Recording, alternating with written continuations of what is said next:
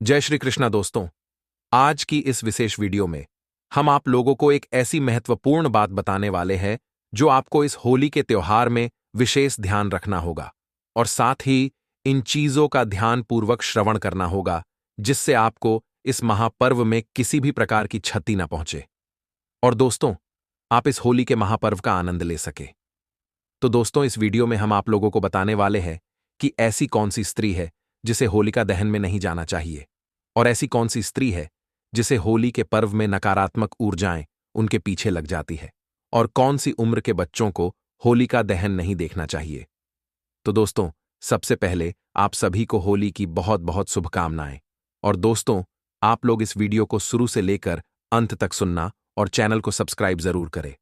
तो चलिए दोस्तों वीडियो शुरू करते हैं और आपके सभी प्रश्नों के उत्तर बताते हैं और सभी मेरे प्यारे दोस्तों कमेंट्स में हैप्पी होली जरूर लिखना। तो दोस्तों हिंदू धर्म में होली के त्योहार का विशेष महत्व है। लोग बेसब्री से होली का इंतजार करते हैं। हिंदू कैलेंडर के अनुसार फाल्गुन माह की पूर्णिमा को होली का त्योहार मनाया जाता है और एक नई नवेली दुल्हन के लिए खास तौर पर पहली होली बहुत खास होती है। नई दुल्हन अपनी पहली होली मायके में मनाती है। यह रिवाज बहुत सालों से चला आ रहा है। आपने ये पहले भी कई बार सुना होगा कि नई दुल्हन की पहली होली ससुराल में ना होकर मायके में मनाई जाती है, लेकिन बहुत से लोग इसके पीछे की वजह नहीं जानते हैं।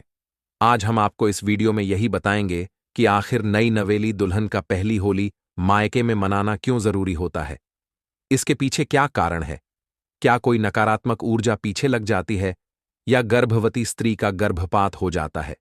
लेकिन दोस्तों वीडियो शुरू करने से पहले आपसे निवेदन है कि अगर अभी तक आपने हमारा YouTube चैनल सब्सक्राइब नहीं किया है तो जल्दी से सब्सक्राइब करके बेल आइकॉन दबाएं, साथ ही इस वीडियो को लाइक करें और ज्यादा से ज्यादा शेयर करें। तो आइए शुरू करते हैं। दोस्तों कहा जाता है कि शादी के बाद नवविवाहिता पहली होली अपने मायके यानी पियर में खेलती है, लेकिन ऐसा क्यों, ये बहुत कम लोग ही जानते हैं। कहा जाता है कि शादी के बाद लड़की अपनी पहली होली मायके में मनाते हैं। यह एक परंपरा है जो काफी पुराने समय से चली आ रही है। इस परंपरा के अनुसार शादी के बाद नवविवाहिता की पहली होली मायके में हो, ऐसा कहा जाता है।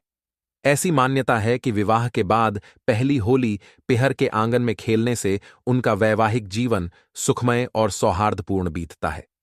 इसके अलावा दुल्हन की पहली होली मायके में मनाए जाने के पीछे एक कारण यह भी है। ऐसी मान्यता चली आ रही है जिसके अनुसार बहू और उसकी सास को एक साथ जलती हुई होली को देखना बेहद अशुभ माना जाता है। मान्यता है कि ऐसा करने से दोनों के बीच में क्लेश हो सकती है और उनका रिश्ता बिगाड़ सकता है या फिर उन दोनों के लिए भी अशुभ हो सकता है। उनको अपने जीवन में कुछ तकलीफें या परेशानियों का सामना करना पड़ सकता है। वहीं अगर नई नवेली दुल्हन अपने पति के साथ पहली होली मायके में मनाती है तो इससे दोनों के बीच में प्यार बढ़ता है।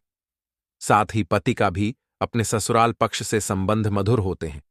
इसी के साथ परंपरा है कि होली के त्योहार पर लड़की पहले ही मायके चली जाती है और पति के साथ होली वाले दिन अपने ससुराल आकर पत्नी के साथ होली खेलता है, जिससे कि प्यार बढ़ता है।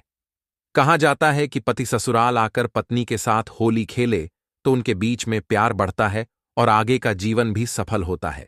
इसी कारण से शादी के बाद पहली होली मायके में मनाने की प्रथा चली आ रही है।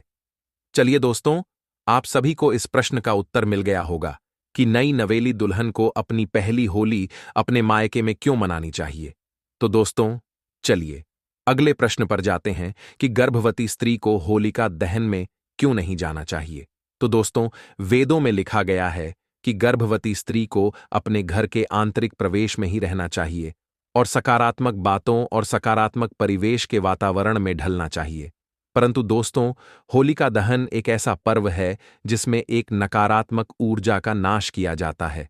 हमारे पुराणों में कहा गया है कि होलिका दहन के दौरान कुछ नकारात्मक शक्तियां भड़कने लगती हैं जो एक नवजात शिशु और गर्भवती स्त्री को अपनी ओर आकर्षित करती हैं। तो दोस्तों इसी कारण गर्भवती स्त्री को होलिका दहन में नहीं जाना चाहिए और साथ ही 5 साल से कम उम्र के बच्चों को भी होलिका दहन में नहीं जाना चाहिए, क्योंकि यदि 5 साल से कम उम्र का बच्चा या गर्भवती औरत होलिका दहन में उपस्थित होती है तो दोस्तों उनका गर्भपात हो सकता है और साथ ही परिवार समाज में एक गलत विचार फैल जाएगा। तो दोस्तों, आप सभी को तीनों प्रश्नों के उत्तर मिल गए होंगे कि कौन सी ऐसी स्त्री है जिसे होलिका दहन में नहीं जाना चाहिए। तो दोस्तों, मैं आप सभी को एक बार फिर से तीनों प्रश्नों के उत्तर संक्षिप्त में बता देता हूं। नई नवेली दुल्हन को अपने मायके में होली इसलिए माननी चाहिए क्योंकि आपसी प्रेम बढ़ जाता है और ससुराल की कुछ नकारात्मक शक्तियों का हास हो जाता है और आपस में प्रेम बढ़ जाता है। दूसरा प्रश्न कि गर्भवती स्त्री को होलिका दहन में क्यों नहीं जाना चाहिए।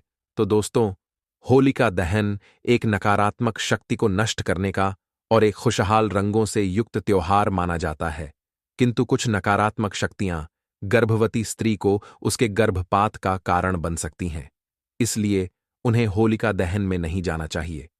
और दोस्तों, लास्ट और अंतिम प्रश्न की किस उम्र के बच्चों को होलिका दहन में नहीं जाना चाहिए।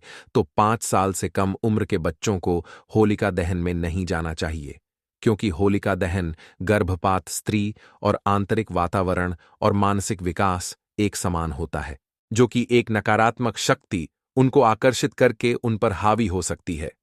तो दोस्तों, इन सभी प्रश्नों के उत्तर आप सभी को मिल गए होंगे और साथ ही आप सभी सतर्क हो गए होंगे। तो दोस्तों, इस वीडियो को ज्यादा से ज्यादा शेयर करें और इस होली आप सभी बहुत ही उल्लास और खुशियों से इस महापर्व का आनंद लें। तो दोस्तों, यह वीडियो यहीं समाप्त करते हैं। मिलते हैं इसी तरह की कोई अन्य महत्वपूर्ण वीडियो में। तब तक के लिए धन्यवाद और आप सभी लोग हमारे YouTube चैनल को सब्सक्राइब जरूर कर लें। धन्यवाद।